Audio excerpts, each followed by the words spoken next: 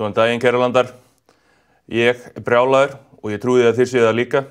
Því að fjármálaráðherra og bankasýsla ríkisins eru búin að fremja landráð með að selja bankan okkar sem við eigum saman til frænda sinna og feðra og skuggalegra vina.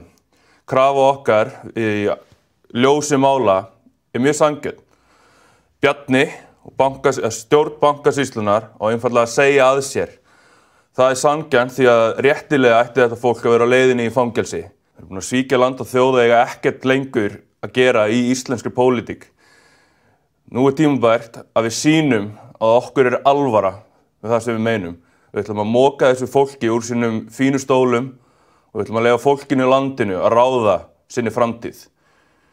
Við mætum á Austurvöll og látum heyra í okkur. Þetta er ekki í lagi. Við þurfum að sýna að við ætlum ekki að endurtaka verbúðina með bönkunum okkar og öðrum sameiginlegum sjóðum. Við ætlum að taka okkar auðlindir tilbaka og við ætlum ekki að leyfa silfurskeiðungum að setja sjálfa sig fyrir framan restina af okkur. Mætum á Austurvöll kl. 2 á laugardaginn.